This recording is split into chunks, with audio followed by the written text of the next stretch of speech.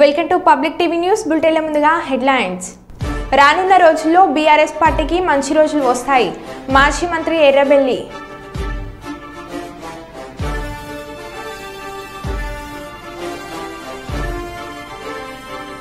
శ్రీ సోమేశ్వర ఆలయంలో తొలి ఏకాదశి పూజలు.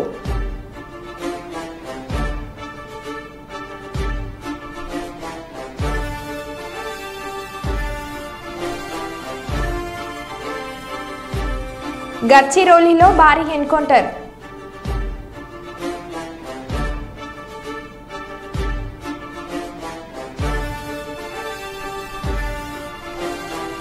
కర్నూలులోని పలు ప్రాంతాల్లో మంత్రి టీజీ భరత్ ఆకస్మిక పర్యటన.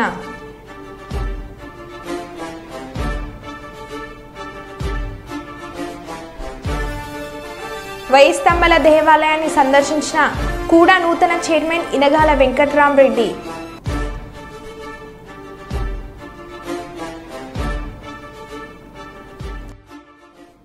ఇక వివరాల్లోకి వెళ్తే, రామగుండం ఓపెన్ కాస్ట్ 2 ప్రాజెక్టులో మట్టి పిల్లలు కూలీ ఇద్దరు కార్మికుల మృతికి కారణమైన అధికారులపై క్రిమినల్ కేసులు నమోదు చేయాలని కార్మిక సంఘాల నాయకులు డిమాండ్ చేశారు. ఈ మేరకు పెద్దపల్లి జిల్లా గోదార్కని సింగరేణి ప్రాంతీయ ఆసుపత్రిలో మృతదేహాలను పలువురు నాయకులు పరామర్శించారు. సింగరేణి డైరెక్టర్ వైవికే శ్రీనివాస్, రామగుండం ఎమ్మెల్యే రాజ్ ఠాకూర్, మక్కన్ సింగ్ గుర్తింపు సంఘం ఏఐటీయూసీ ప్రధాన కార్యదర్శి రాజ్ కుమార్, బీఆర్ఎస్ నాయకులు కౌశిక హరితో పాటు వివిధ కార్మిక సంఘాల నాయకులు పరామర్శించారు. ఈ సందర్భంగా నాయకులు మాట్లాడుతూ వర్షాలు పడుతున్నప్పటికీ అధికారులు కుట్రపూరితంగా పనులు చేయించారని ఆరోపించారు. ఇక ఈ సంఘటనకు బాధితులైన అధికారులను వెంటనే విధుల నుంచి తొలగించాలని డిమాండ్ చేశారు.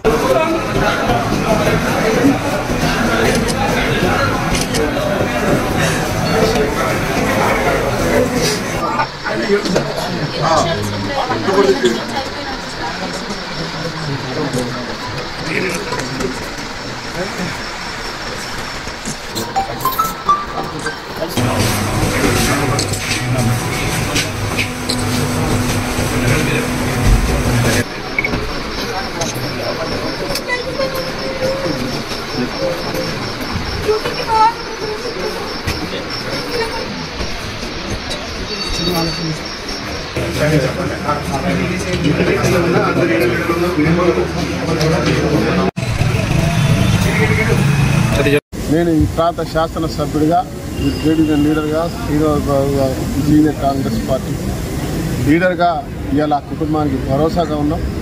ఎవరైతే వారు అంటున్నారో వారికి రావాల్సినటువంటి ప్రతి ఒక్క సింగరేణి వ్యవస్థ ద్వారా వచ్చేటువంటి ప్రతి ఒక్క బెనిఫిట్ని వారికి ఇవ్వడం, దాంతోపాటు ఆ కుటుంబానికి ఉద్యోగాలు ఇవ్వడం, ఉద్యోగంతో పాటు వారి ఇంట్లో ఒక చిన్న బాబు కూడా ఉన్నాడు, వారి చదువు నిమిత్తం పూర్తిగా సహకారం చేయాలని చెప్పి అడగడం జరిగింది. తప్పకుండా అవన్నీ కూడా జరుగుతాయి.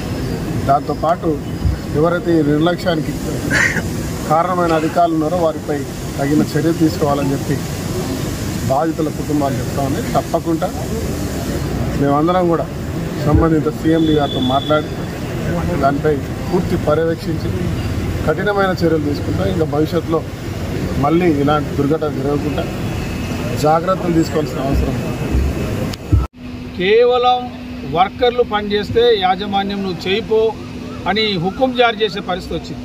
అంతేగాని వర్కింగ్ స్పాట్కు పోయి ఈరోజు ఈ పనిలో రక్షణ ఉందా లేదా అని చెప్పి చూసే అధికార యంత్రాంగం లేనట్టుగా ఈరోజు అక్కడ పనిచేస్తున్న వర్కర్లను కానీ లేకపోతే అక్కడ పనిచేస్తున్న టెక్నీషియన్లు మిగతా సూపర్వైజర్ కనుక్కోవడం జరిగింది. ఇది పూర్తిగా అధికారుల వైఫల్యంగా ఏఐటీసీ భావిస్తూ ఉన్నది.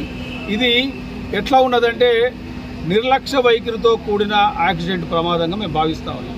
ఎందుకంటే ఈరోజు అక్కడ పనిచేస్తున్నప్పుడు అక్కడ డంపర్లు, డోజర్లు, షావల్స్ అని తిరుగుతూ ఉన్నప్పుడు నీకు అక్కడ పనిచేస్తున్నప్పుడు మట్టిని తీసిన మట్టిని వెడల్పుగా పోసుకునే బాధ్యత ఉండి సూపర్వైజన్ చేసే అధికారులు ఉండాలి.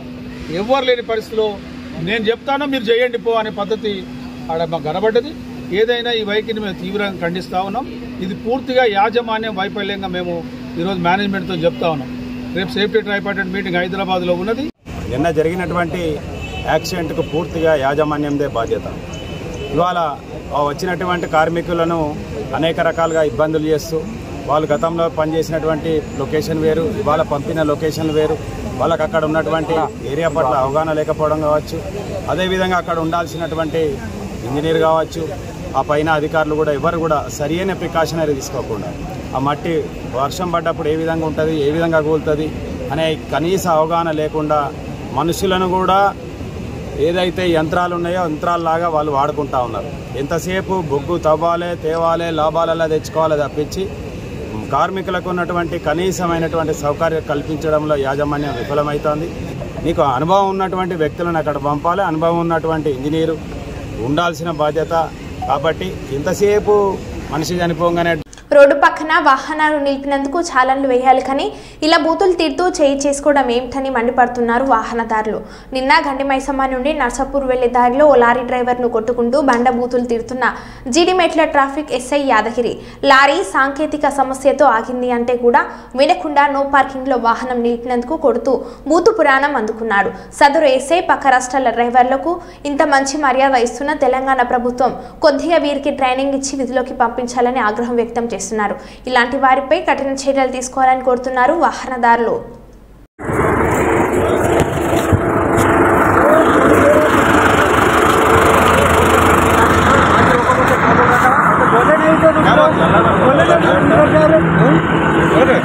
अरे इस गाड़ी में लेके एयर को भिजा दो। क्या कौन सा देश है? माँ के कहीं क्या लोड़े हाथ पे लगा था जोरी के लोड़े तेरी जनती की तेरी माँ की छोड़ दे माँ के लोड़े क्या समझ रहा माँ के लोड़े? हाँ बोले हाथ देने रुके कि नहीं रुके गाड़ी किधर रोक रहा है माँ के लोड़े बात करो माँ को लेके जाकर पुलिस स्टेशन वाले लंजा को नाम देंगे मूड सर अभी పెడతా మూడు నా బండి 0379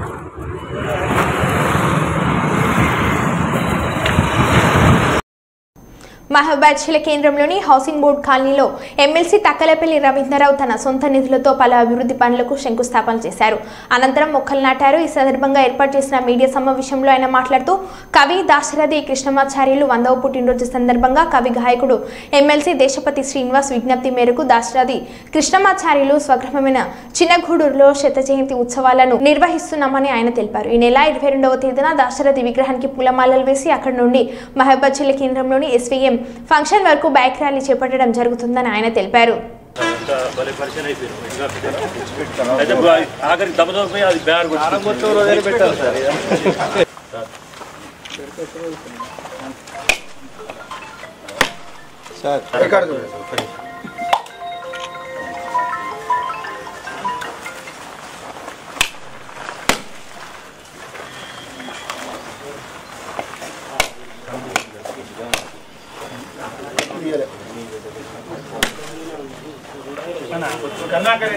మంగళపల్లి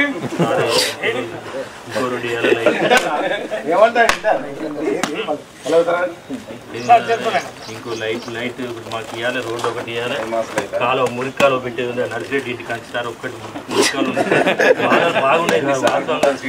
గత పాలకుల నిర్లక్ష్యం హౌసింగ్ బోర్డు పోసిన కానీ అట్లే ఉంది సార్. ఇటు వరకు ఏది కాలేదు, ఇప్పుడే స్టార్ట్ అవుతుంది సార్. మీతోటే కాదు చెప్పాలి గారు రండి ఇట్లా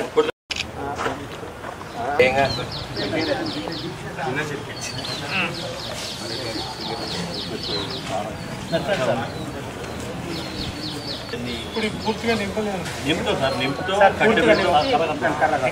ఏమైందంటే కొంచెం నీళ్ళు పోయింది సార్. చూడండి సార్.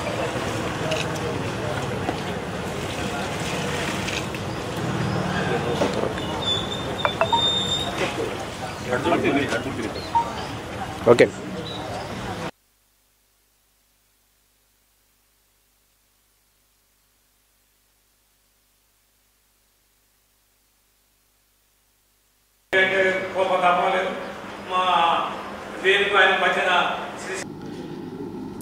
ఈ నెల 22వ తారీఖు సోమవారం రోజు ఒక గొప్ప ప్రతిష్టాత్మకమైనటువంటి ఒక రోజు. అది మైబాద్ జిల్లా వాసి చిన్నగూడూరు గ్రామస్తులు నిజాం వ్యతిరేకంగా పోరాటం చేసిన మహాయోధుడు, కవి, రచయిత స్వర్గీయ దాశరథి గారి 100వ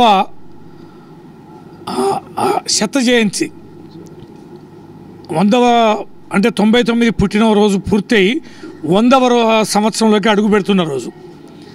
శత జయంతి ఉత్సవాలు చేయాలని గౌరవనీయులు దేశపతి శ్రీనివాస్ గారు, కవి గాయకులు ఎమ్మెల్సీ గారు వారి విజ్ఞప్తి మేరకి కార్యక్రమాలు మేము ప్రారంభిస్తున్నాం.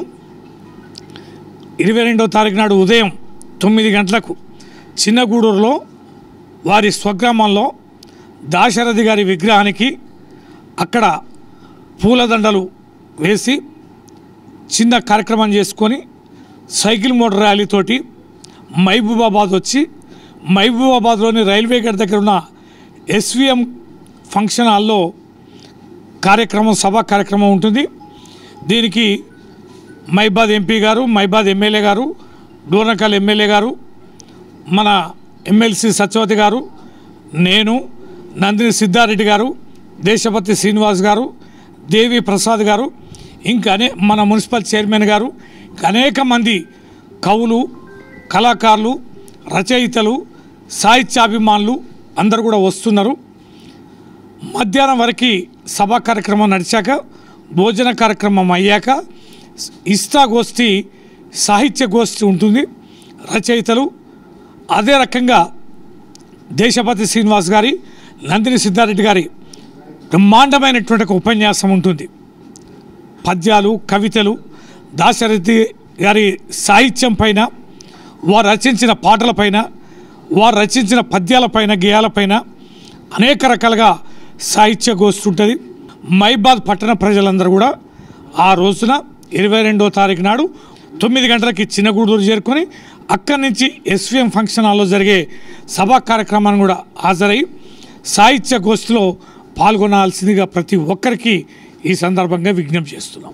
అలంపూర్ నియోజకవర్గంలో ఆర్డీఎస్ శాశ్వత సాగునీటి పరిష్కారం కొరకై మంత్రి ఉత్తమ్ కుమార్ రెడ్డితో కలిసి ఈ ప్రాంత సాగునీటి సమస్యను వివరిస్తున్న మాజీ ఎమ్మెల్యే సంపత్ కుమార్.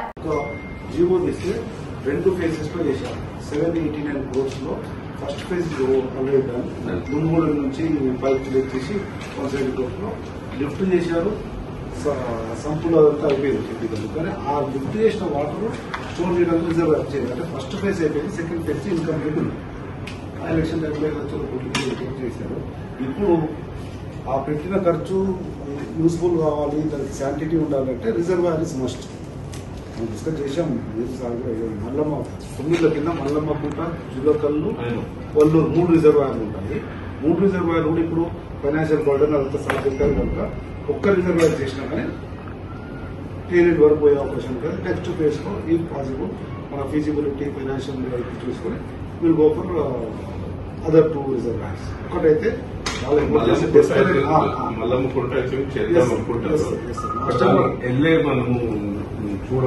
ఎల్ఏ చేశారు. ఎల్ఏది కూడా సార్ అంటే పొలిటికల్ ఎల్ఏలో 508 acres ఉంది.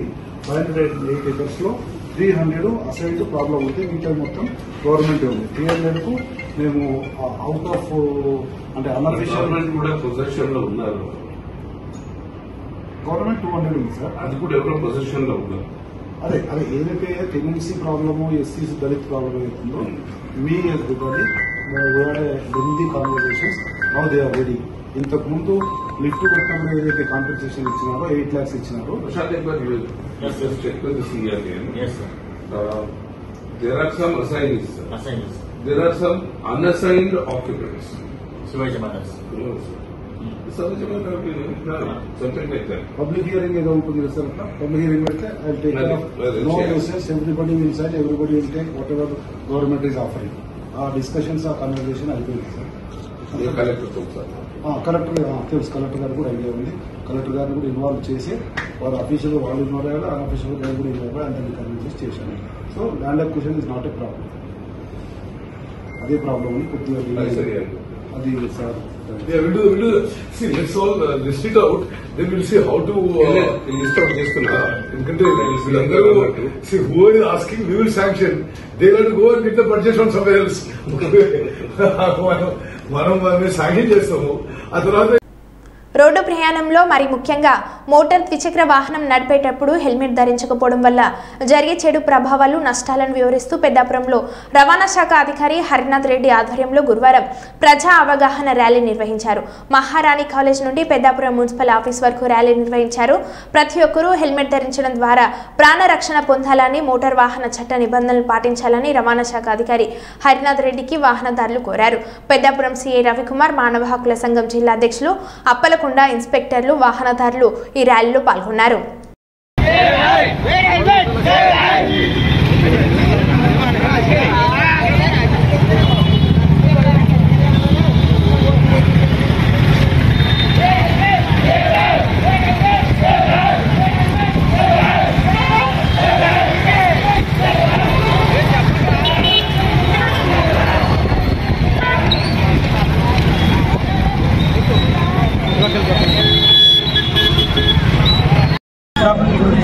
డిపార్ట్మెంట్ ఆధ్వర్యంలో పోలీస్ అండ్ ట్రాన్స్పోర్ట్ డిపార్ట్మెంట్ అందరూ కలిపి, అలాగే మహారాణా కాలేజ్ స్టూడెంట్స్ అందరూ కలిపి ఈరోజు వాక్థాన్ నిర్వహించడం జరిగింది. మహారాణా కాలేజ్ నుంచి పెద్దాపురం మున్సిపల్ ఆఫీస్ వరకు ప్రజల్లో ముఖ్యంగా హెల్మెట్ ధారణ మీద అవగాహన కల్పించడం కోసం ఈ వాక్థాన్ ముఖ్య ఉద్దేశం. హైకోర్టు వారి యొక్క ఉత్తర్వుల మేరకు అలాగే జ్యుడిషియల్ సర్వీస్, ట్రాన్స్పోర్ట్, పోలీస్ అందరూ కలిపి ఈ వాక్థాన్ నిర్వహించడం జరిగింది. ఏంటంటే యాక్సిడెంట్స్ జరుగుతుంటే నీటికి 60 నుంచి 70% యాక్సిడెంట్స్ టూ వీలర్స్ ఇన్వాల్వ్మెంట్ ఉంటుంది స్టాటిస్టిక్స్ పరంగా. దాంట్లో ముఖ్యంగా ఏంటంటే ఈరోజు మామూలుగా మనం ఒక డాక్టర్ గారితో మాట్లాడుతూ ఆయన చెప్పారు, ఆయన యొక్క ఎక్స్పీరియన్స్ బట్టి 177 యాక్సిడెంట్స్ ఈ మధ్యకాలంలో చూస్తే దాంట్లో 177 యాక్సిడెంట్స్ కూడా ఇద్దరు మాత్రమే టూ వీలర్ ఇద్దరు మాత్రమే హెల్మెట్ ధరించారు. మిగతా 175 మంది కూడా హెల్మెట్ ధరించలేదు.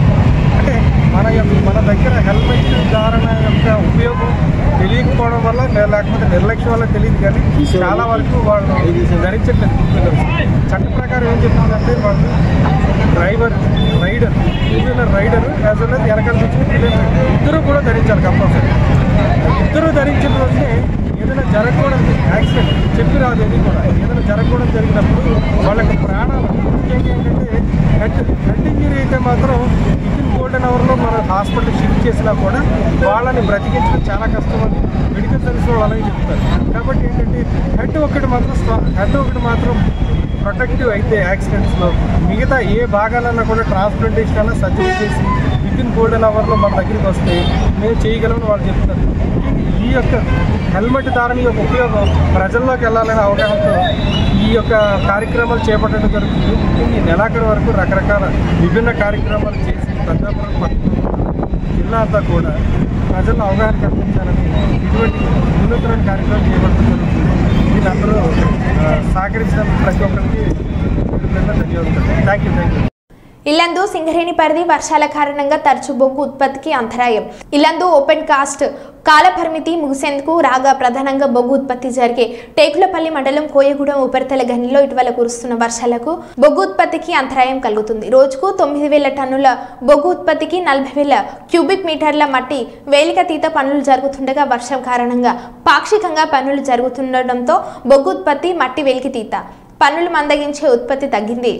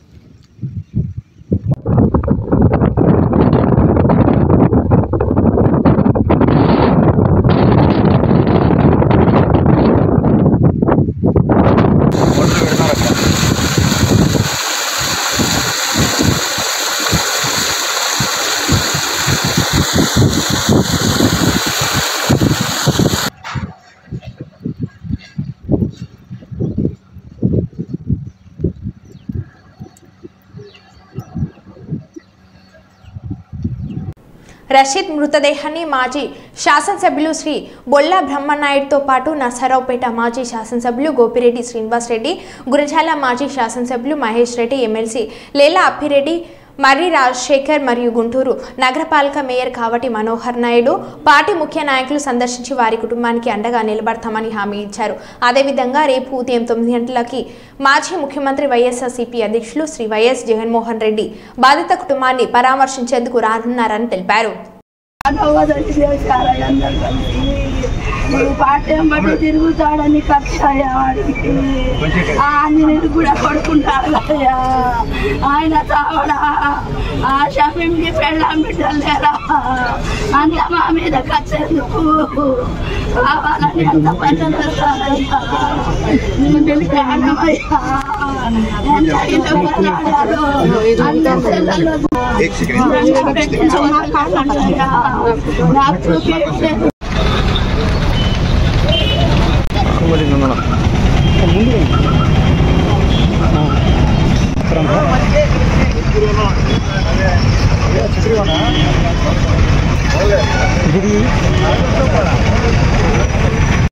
మన ఊరు మనబడి కార్యక్రమం కింద పాఠశాలలో జరుగుతున్న అభివృద్ధి పనులను కలెక్టర్ పి ప్రావీణ్య పరిశీలించారు. పాఠశాలలోని తరగతి గదిలో చేపట్టిన విద్యుత్ టాయిలెట్స్ నిర్మాణ పనులను కలెక్టర్ పరిశీలించి ఇంకేమైనా పనులు ఉంటే వాటిని త్వరితగతిన పూర్తి చేయాలని అన్నారు. అభివృద్ధి పనుల పరిశీలన అనంతరం కలెక్టర్ పాఠశాల విద్యార్థులతో మాట్లాడారు. ఏకరూప దుస్తులు, పాఠ్యపుస్తకాలు అందరికీ అందాయి అనే విద్యార్థులను అడిగి తెలుసుకున్నారు. పాఠశాల ఆవరణలో ఉన్న మీడితొట్టివాడ అంగన్వాడీ కేంద్రాన్ని కలెక్టర్ సందర్శించారు. అంగన్వాడీ కేంద్రం గురించిన వివరాలను అక్కడ సిబ్బందిని అడిగి కలెక్టర్ తెలుసుకున్నారు. ఏవైనా సమస్యలు ఉంటే తమ దృష్టికి తీసుకురావాలని సూచించారు.